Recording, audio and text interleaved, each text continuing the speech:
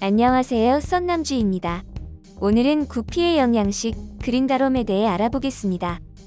그린다럼은 무엇이며 어떻게 키워야 하는지, 실지렁이와 어떻게 다른지 등등 궁금하시다면 영상 끝까지 시청해주세요.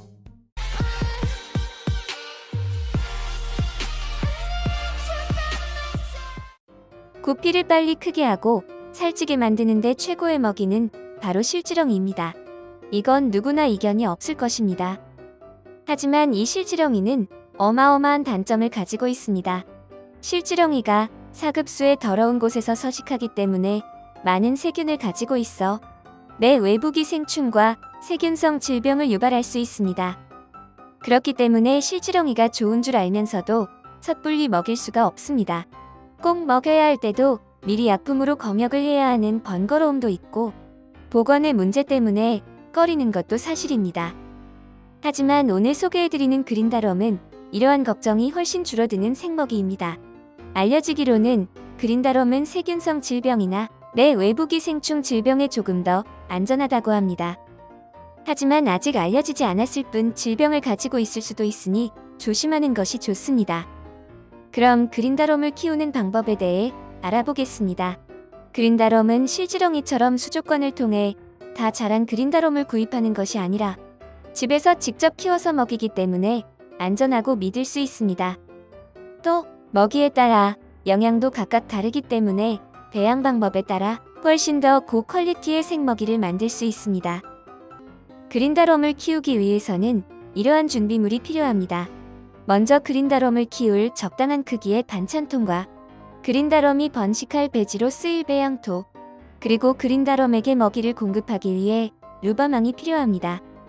여기에 그린다럼의 먹이가 되는 식당이나 열대어 사료, 강아지나 고양이 사료 등이 필요합니다.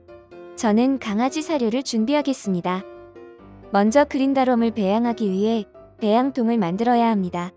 준비된 반찬통의 뚜껑을 칼을 이용해서 구멍을 뚫어줍니다. 이 구멍의 용도는 배양통 안에 공기를 공급하기 위함이니 적당한 사이즈로 구멍을 뚫어주시면 됩니다. 뚫린 구멍에 천을 이용하여 다시 구멍을 막아줍니다. 이렇게 해야 공기도 통하고 외부에서 날벌레가 들어가서 알을 낳는 참사를 막을 수 있습니다. 대부분 노방천을 이용하지만 없으시다면 물티슈를 말려서 사용해도 됩니다. 어떻게든 공기는 들어가고 날벌레는 들어가지만 않으면 됩니다. 저처럼 글루건을 이용하거나 본드를 이용하셔도 됩니다. 다음은 배양통 안에 배지가 될 배양토를 채워 넣습니다.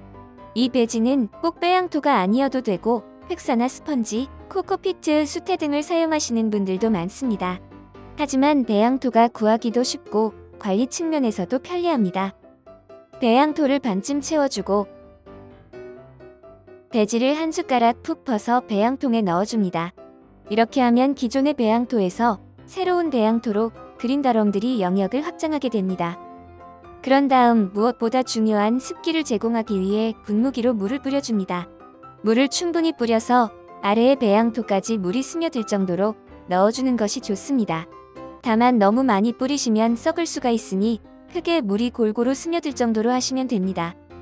다음은 배양토를 꾹꾹 눌러서 물 때문에 가라앉지 않게 하고 그 위에 루바망을 올려둡니다. 이 루바망의 역할은 루바망 위에 먹이를 올려놔서 그린다럼에게 먹이를 공급하기 위함과 나중에 루바망에 붙은 그린다럼을 수거하기 위한 역할입니다. 그런 다음 루바망 위에 그린다럼의 먹이가 될 강아지 사료를 올려놓으면 되는데 강아지 사료처럼 딱딱한 것은 그린다럼이 먹을 수 없기에 미리 물에 충분히 불려서 말랑말랑해지도록 해놓는 것이 좋습니다. 그런 다음 뚜껑을 닫고 빛이 닿지 않는 어두우면서 선을 한 곳에 보관하면 됩니다. 이후 매일 열어보고 스프레이로 물이 마르지 않게 습도를 유지해주고 먹이만 리필해주면 관리는 끝입니다. 그린다럼은 20도에서 30도 사이에서 키우는 것이기 때문에 온도가 올라가지 않게 관리해주시는 것도 중요합니다. 이렇게 일주일이 지났더니 그린다럼들이 폭번을 했습니다. 이때부터는 그린다럼을 먹이로 사용할 수가 있습니다. 그린다럼을 수거하는 방법은 먼저 통에 물을 받아서 준비하고 그린다럼에 먹이를 줬던 루바망을 들어서 물에 헹구어주면 이렇게 그린다럼만 수거가 됩니다. 저는 배지를 배양토를 이용해서 흙이 딸려왔지만 먹이로 사용하는 데는 전혀 지장이 없습니다. 세척을 위해 화장실로 이동한 다음 물을 이용해서 두세 번 세척해줍니다. 그리고 종이컵 같은 곳에 담아주고 기다리면 준비 끝. 구피에게 급여할 때는 핀셋을 사용하는 것이 좋습니다. 종이컵에 가라앉은 그린다롬을 조금씩 집어서 이렇게 구피에게 주면 수면을 뚫고 나올 정도의 먹이 반응을 보이면서 정말 잘 먹습니다. 저희 집 구피들은 그린다롬에 적응이 돼서 그렇지만 처음에는 먹이 반응이 시원찮을 수 있습니다. 두세 번만 먹여보면 바로 왕성한 먹이 반응을 보이게 됩니다. 그린다롬은 영양도 좋고 한번 배양통을 만들어 놓으면 매일매일 리필이 되기 때문에 공짜 생먹이를 매일매일 먹일 수 있지만 그린다롬에 맞들이면 다른 사료는 잘 안 먹는 부작용이 나올 수 있으니 2에서 3일에 한 번씩 준다거나 해서 적절히 조절하시는 것이 좋습니다. 여기서 잠깐 그린다롬에게도 단점이 있습니다.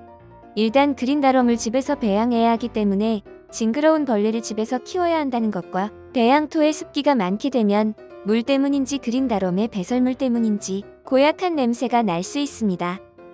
그래서 이걸 해결하기 위해 습기 공급대 EM 원액을 섞어서 뿌리기도 합니다. 또 간혹 배양통 안에 구더기 같은 벌레가 생기기도 합니다. 이건 외부에서 날파리가 들어와서 알을 붙여놔서 그러는데 공기구멍의 틈으로 들어오거나 처음 분양받았을 때 그 안에 날파리가 있을 수도 있으니 뚜껑 관리를 철저히 하고 처음 분양받은 통은 분통한 그린다롬이 번식이 완료가 되면 폐기하는 것도 방법입니다. 관리는 이 정도만 하면 되고 나중에 혹시 배양토가 너무 물려졌거나 하면 추가 배양토를 넣어주시면 되는데 기존 배양토의 반을 버리고 그 반쪽의 배양토를 채워 넣는 방식으로 하시면 됩니다. 자, 오늘은 열대어의 영양식 그린다롬에 대해 알아봤습니다. 앞에서 언급한 대로 그린다롬은 안전하다고 알려져 있기는 하나 우리가 모르는 질병이 있을 수도 있으니 그 점은 잘 알아보시고 여러분도 도전해보세요. 보다 자세한 사항은 아래 링크의 카페를 이용해주세요. 오늘의 영상이 유익하셨다면 영상 좋아요와 구독 많이 해주시고 저희 카페도 많이 방문하셔서 많은 정보 공유하기 바랍니다. 그럼 모두 건강한 물생활 하세요.